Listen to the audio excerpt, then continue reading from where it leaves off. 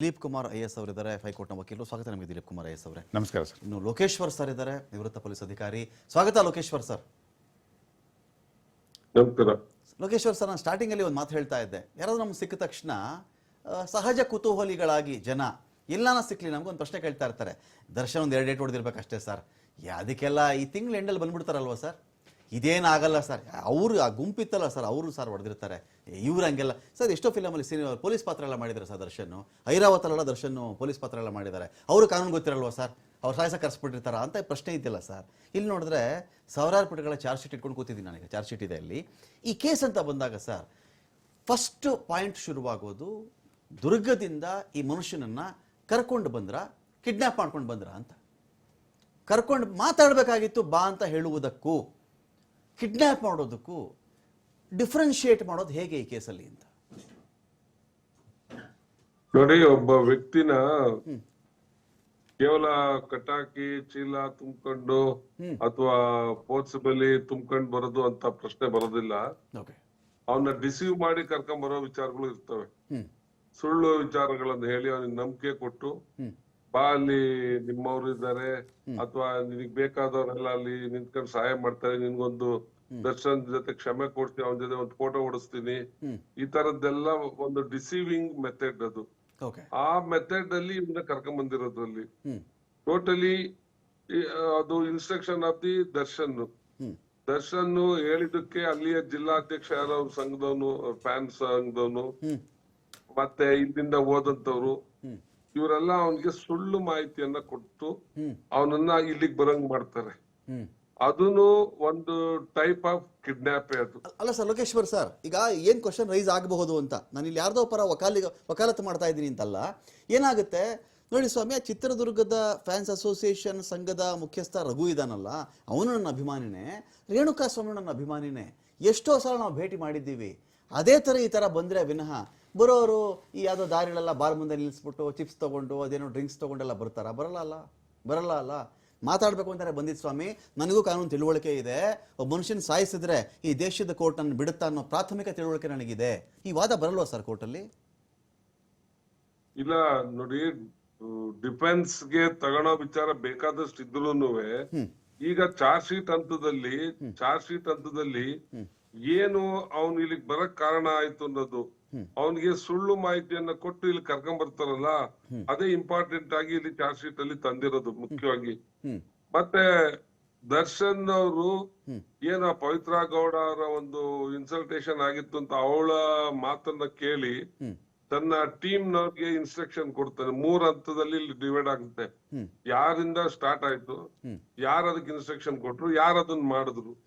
ಈ 3 ಹಂತದ ವಿಚಾರ ಏನಾಗುತ್ತೆ, ಆ ವ್ಯಕ್ತಿ ಚಿತ್ರದುರ್ಗದಿಂದ ಬೆಂಗಳೂರು ಸಿಟಿಗೆ ಬರೋದಕ್ಕೆ ಒಂದು ಪ್ರೋಸೆಸ್ ಆಗುತ್ತೆ. ಆ ಪ್ರೋಸೆಸ್ ನ ಈಗ ಇವರು ಕಿಡ್ನಾಪ್ ಅಂತ ಫೈನಲೈಸ್ ಮಾಡಿರೋದು. ಈ ಹಂತದಲ್ಲಿ ಅದು ನಾವು ಡಿಸ್ಕಷನ್ ಪರ್ಪಸ್ ಮಾತಾಡ್ಬೋದು, ಆದ್ರೆ ಅವನು ಅಲ್ಟಿಮೇಟ್ ಆಗಿ ಏನಾದ ಕೊಲೆ ಆದ ಪ್ರಶ್ನೆಯಲ್ಲಿ ಅವಾಗ ಆ ವಿಚಾರ ಅದು ಅವನನ್ನ ಸಾಯಿಸಕ್ಕೋಸ್ಕರನೇ ಅವ್ರಿಗೆ ಸುಳ್ಳು ಹೇಳಿ ಇಲ್ಲಿ ಕರ್ಕೊಂಡ್ ಬಂದ್ರು ಅನ್ನೋದೈತಲ್ಲ, ಅದು ಅವಾಗ ಅದು ಕಿಡ್ನಾಪ್ ಅಂತ ಪ್ರಶ್ನೆಗೆ ಬಂದ್ಬಿಡುತ್ತದು. ಮತ್ತೆ ಒಂದು ವಿಚಾರ ಏನ್ ಎಕ್ಸ್ಕ್ಯೂಸ್ಗೆ ಹೇಳ್ಬೋದು, ಲಾಯರ್ ಇದಾರೆ, ಇದನ್ನ culpable homicide not amounting to murder ಅಂತ ಮುಂದೆ ಅವರು ಫೈಟ್ ಮಾಡಕ್ ಒಂದು ಅವಕಾಶ ಕೇಳ್ಬೋದೇ ವಿನಃ ಅದು ಟ್ರಯಲ್ ಟೈಮ್ ಅಲ್ಲಿ, ಅಂದ್ರೆ ನಾವು ಸಾಯಿಸ್ಬೇಕು ಅಂತ ತಂದಿರ್ಲಿಲ್ಲ, ನಮ್ಮ ಏಟ್ಗಳಿಂದ ಸತ್ತ ಅಂತ ಅವರು ಮುಂದೆ ಆ ತರದ ಯೋಚನೆಗಳು ಹೋಗ್ಬೋದೇ ವಿನಃ 302, 304 ಅನ್ನೋದಕ್ಕೆ ಸಣ್ಣ ಡಿಫ್ರೆನ್ಸ್ ಇದೆ. ಒಂದೇ ಒಂದು ಲೈನ್ ಆಫ್ ಏನು ಗೆರೆ ಇದೆ ಅಲ್ಲಿ. ಅವರು ಸಾಯಿಸ್ಬೇಕಂತ ಸಾಯಿಸಿಲ್ಲ ಅಂತ ಒಂದು, ಸಾಯಿಸಕ್ಕೋಸ್ಕರನೇ ತಗೊಂಬಂದ್ರು ಅಂತ ಇನ್ನೊಂದು. ಇವೆರಡು ಪ್ರಶ್ನೆ ಇರುತ್ತೆ. ಆ ಇಂಜುರೀಸ್ ಗಳಿಂದ ಅವ್ನು ಸತ್ತಿರ್ಬೋದು ಅನ್ನೋದು ಪಾಯಿಂಟ್ ಅಲ್ಲಿ ಅವ್ರು ಫೈಟ್ ಮಾಡ್ಬೇಕು ವಿನಃ ಸಾಯಿಸಕ್ಕೆ ಅಂತ ಕರ್ಕೊಂಬರ್ಲಿಲ್ಲ ಅಂತ ಒಂದು ಡಿಫೆನ್ಸ್ ಅವ್ರು ಹೋಗ್ಬೋದು. ಆದ್ರೆ ಈ ಸ್ಟೇಜ್ ಅಲ್ಲಿ ಸುಪ್ರೀಂ ಕೋರ್ಟ್ ಮೊನ್ನೆ ಗುರ್ಸಿದ್ದು 3 ಅಂತ ತಮ್ಗೆಲ್ಲ ಗೊತ್ತಿದೆ. ಒಂದು ಕಿಡ್ನಾಪ್ ಸೆಕ್ಷನ್, ಒಂದೊಂದು ಸತ್ತ ಮರ್ಡರ್ ಸೆಕ್ಷನ್, ಮತ್ತೆ ಸಾಕ್ಷಿಗಳನ್ನು ನಾಶ ಮಾಡಕ್ ಹೊರಟಿದ್ದು. ಈ 3ನ್ನೇ ಇಂಪಾರ್ಟೆಂಟ್ ಆಗಿ ತಗಂತು. ಅದರಲ್ಲಿ 149 ಅಂತ ಏನ್ ಹೇಳ್ತೀವಿ, ಆ ಗುಂಪು ಕ್ರಿಮಿನಲ್ ಕಾನ್ಸ್ಪಿರಸಿ ನಡೆದಿದೆ ಅಂತ 120B ಅವರಲ್ಲೆಲ್ಲ ಆಗಿದೆ ಅನ್ನೋದು ಒಂದು ಪಾಯಿಂಟ್ಗೆ ಆ 149 ಕೆಲಸ ಮಾಡುತ್ತಲ್ಲಿ. ಇವರೆಲ್ಲ ಒಂದೇ ಉದ್ದೇಶಕ್ಕೋಸ್ಕರ ಮಾಡಿದ್ರು ಅಂತ. ಸೊ ಆ ಇದ್ರಲ್ಲಿ ಈ ಸುಪ್ರೀಂ ಕೋರ್ಟ್ ಸೀರಿಯಸ್ ಆಗಿ ಹೈಕೋರ್ಟ್ಗೂ ಚಾಟಿ ಬೀಸಿ ಆ ಒಂದು ಡಿಸಿಷನ್ ತಗೊಂಡು ಆ ಒಂದು ರಾಷ್ಟ್ರದ ಮಟ್ಟದ ಒಂದು ಚರ್ಚೆಗೆ ಇವತ್ತು ಒಳಗಾಗಂಗೆ ಆಗಿದೆ ಅದು. ಫೈನ್ ಫೈನ್ ಫೈನ್ ನಾನು ದಿಲೀಪ್ ಅವ್ರನ್ನ ಮಾತಾಡ್ತೀನಿ. ದಿಲೀಪ್ ಅವರೇ, ಕಿಡ್ನ್ಯಾಪ್ ಮಾಡಿದಂಥ ಉದ್ದೇಶ ಆಯಿತು ಸ್ವಾಮಿ, ನಾವು ಕಿಡ್ನ್ಯಾಪ್ ಮಾಡಿಲ್ಲ, ಕರ್ಕೊಂಡು ಬನ್ನಿ ಅಂತ ನಾವು ಹೇಳಿದ್ದು ನಿಜ. ಸಹಜವಾಗಿಯೇ ಬಂದಿದ್ದಾನೆ ಅವನು. ಯಾರು ಅವ್ನು ಕೈಕಾಲು ಕಟ್ಟಿಬಿಟ್ಟು ಬಾಯಿಗೆ ಬಟ್ಟೆ ತೊರಕ್ಬಿಟ್ಟು ಕಣ್ಣಿಗೆ ಬಟ್ಟೆ ಕಟ್ಕೊಂಡು ಬಂದಿಲ್ಲ ಅಂತ ಹೇಳಿದ್ಮೇಲೆ ಕರ್ಕೊಂಡು ಬಾ, ಏನೋ ಮಾತಾಡ್ಬೇಕು, ಸ್ವಲ್ಪ ಅಸಮಾಧಾನ ಇದ್ದಿದ್ದು. ಹೌದು ಸ್ವಾಮಿ, ಇದು ಏನೋ ಪವಿತ್ರಂಗೆ ಏನೋ ಮೆಸೇಜ್ ಮಾಡ್ತಾ ಇದ್ನಂತೆ, ಅದನ್ನು ಯಾಕಪ್ಪ ಹಿಂಗೆ ಮಾಡ್ತಿದ್ಯಾ ಅಂತ ಇಬ್ಬರು ಅಭಿಮಾನಿಗಳಲ್ವಾ, ಈ ಥರ ಕಿತ್ತಾಡ್ಕೊಬಾರ್ದು ಕಂಡ್ರು, ಎಲ್ಲ ನಮ್ಮವ್ರು ಅಲ್ವೇನ್ರೋ, ನನ್ನ ಸೆಲೆಬ್ರಿಟೀಸ್ ಅಲ್ವೇನ್ರೋ ನೀವೆಲ್ಲ ಅನ್ನೋ ಕಾರಣಕ್ಕೆ ನಾನು ಕರೆದಿದ್ದು. ಹೌದು, ನಾನು ಬರೋ ಅಷ್ಟರಲ್ಲೇ ಸ್ವಲ್ಪ ಅವನು ಮಾತಿಗೆ ಬೇರೆ ಬೇರೆ ಥರ ಉತ್ತರ ಕೊಟ್ಟುಬಿಟ್ಟಿದ್ದ. ಇದನ್ನು ಡಿಫೆನ್ಸ್ ಕೋರ್ಟಲ್ಲಿ ಈ ಥರ ಸ್ಟ್ಯಾಂಡ್ ತೊಗೋಬಹುದಾ? ಇಲ್ಲ, ಡಿಫೆನ್ಸು ಈ ಥರನೇ ಸ್ಪೆಸಿಫಿಕ್ ತಗೋಬೇಕು ಅಂತ ಹೇಳ್ಬಿಟ್ಟು ಏನಿಲ್ಲ. ಇವನ್ ಅವ್ರು ಸೈಲೆಂಟು, ನಾನು ಅಪರಾಧ ಮಾಡಿಲ್ಲ ಅಂತ ಹೇಳಿ ತೊಗೊಂಡ್ರೆ ಅದು ಕೂಡ ಅವ್ರ silence it self is A defence. Okay, ಇದರಲ್ಲಿ ಈ ನಾವು ಕಿಡ್ನಾಪ್ ಅಂದ ತಕ್ಷಣ ನಮ್ದು ಏನೊಂದು ಊಹೆ ಬರುತ್ತಲ್ವಾ, ಅವ್ರನ್ನ ಬಲಾತ್ಕಾರಕವಾಗಿ ಅವರ ಮನಸ್ಸಿಗೆ ವಿರುದ್ಧವಾಗಿ ಅವ್ರನ್ನ ಬಲವಂತವಾಗಿ ಅಪಹರಣ ಮಾಡೋದು. ಆಯ್ತಾ? ಸೊ ಇವಾಗ ರಾಜ್ಕುಮಾರ್ನ ಹೇಗೆ ವೀರಪ್ಪನ ಕಿಡ್ನಾಪ್ ಮಾಡ್ದ, ಏನು ಅವ್ರು ಹೇಳಿ ಪರ್ಮಿಷನ್ ತಗೊಂಡು ಪುಸ್ಲಾಯಿಸಿ ಏನು ಕರ್ಕೊಂಡು ಹೋಗಿಲ್ಲ, ರಾತ್ರಿ ಹೊತ್ಕೊಂಡು ಹೋದ್ರು ಸೊ ಕಾಡಿಗೆ. ಸೊ ಆ ಮನಸ್ಸಲ್ಲಿ ನಮ್ದೇನು ಕಿಡ್ನಾಪ್ ಅಂತ ಹೇಳ್ಬಿಟ್ಟು ಬರುತ್ತಲ್ಲ. ಸೊ ಇವಾಗ ನೋಡ್ಬೋದು ನೀವು ಡಿಸ್ಟೆನ್ಸು, ಇವಾಗ ತುಮಕೂರು ಟು ಬ್ಯಾಂಗ್ಳೂರ್ ಹಗ್ಲು ಒಬ್ಬ ವ್ಯಕ್ತಿನ ನಾವು ದುರ್ಗದಿಂದ ಇಲ್ಲಿವರೆಗೂ ನಾನು ಕರ್ಕೊಬರ್ಬೇಕು ಅಂತ ಹೇಳಿದ್ರೆ, he may create alarm in the eye of public. So ಯಾರಾದ್ರೂ ಕೂತ್ಕೊಂಡೆ, ಯಾರಾದ್ರೂ ಟೋಲಲ್ಲಿ ಏನಾರು ಹೇಳಿದ್ರೆ ಸ್ಟಾಪ್ ಮಾಡಿ ಸಿಗ ಹಾಕೊಳ್ಳೋ ಚಾನ್ಸಸ್ ಇರುತ್ತೆ.